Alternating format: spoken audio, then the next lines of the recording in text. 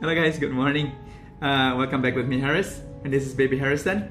Pagi ini kita akan membahas sedikit tentang mendidik dan membesarkan anak. Well, kita bisa lihat bahwa Harrison masih kecil. Of course, I'm not an expert in this. Saya bukan ahli di bidang mendidik dan membesarkan anak. Tetapi apa sih kata firman Tuhan? Apa sih kebenaran firman Tuhan yang kita bisa menjadikan itu sebagai pedoman tentang mendidik dan membesarkan anak? Nah, dikatakan di dalam Mazmur 127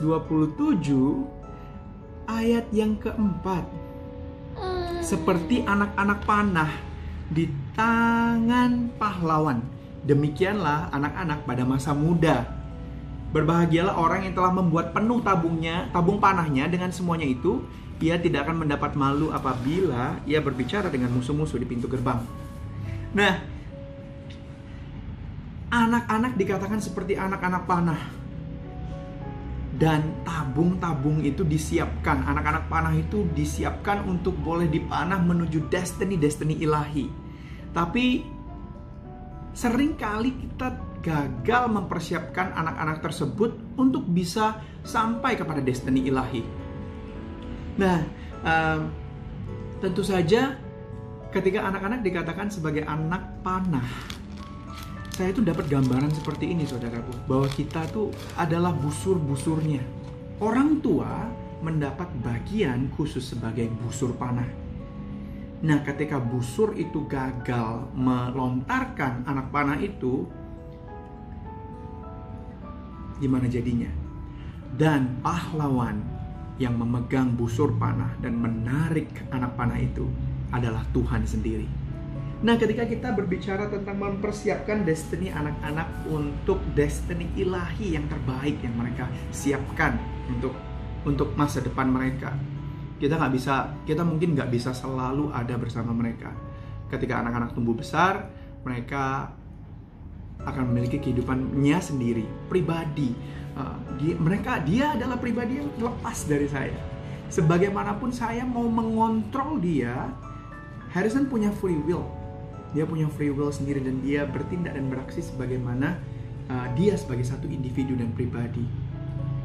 Nah, seperti halnya sama seperti memupuk tanaman, memelihara tanaman, demikian juga kita tentu saja harus memelihara dan merawat dengan baik sehingga menghasilkan tanaman yang sehat, tanaman yang baik.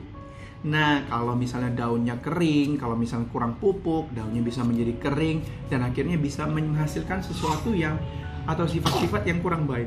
God bless you.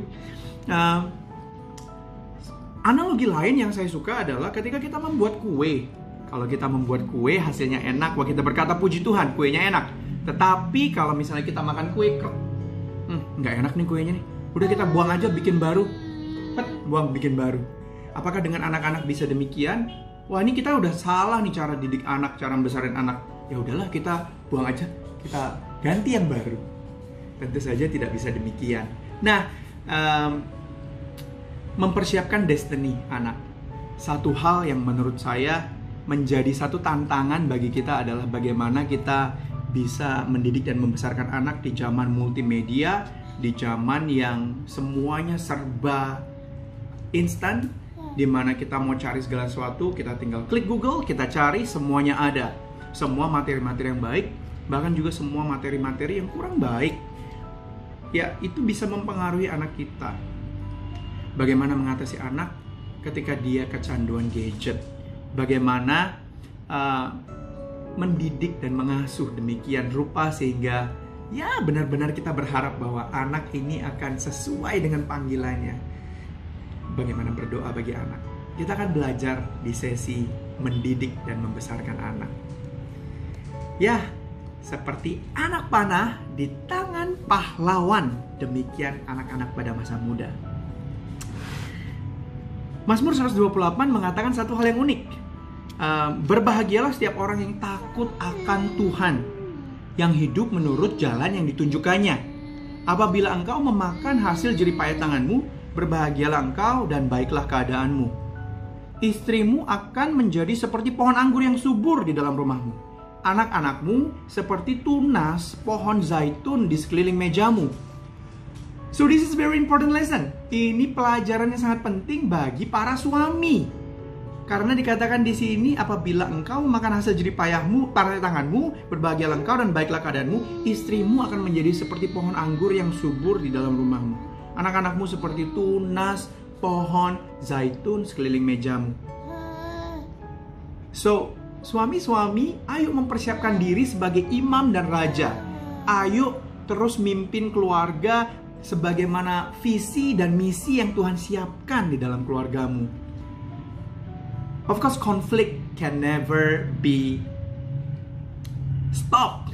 Conflict is always there. Bagaimana mengatasi konflik dan bahkan mengubah konflik itu menjadi berkat adalah satu hal yang penting. Yeah. Thank you for joining me this morning. I hope and I pray for husbands that you will be a great husband, that the Lord will always lead you memimpin hidupmu dan memimpin keluargamu.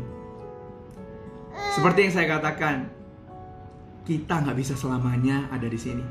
Tetapi saya tahu persis, saya mungkin nggak bisa jadi bapak yang baik. Satu hari saya hampir menangis.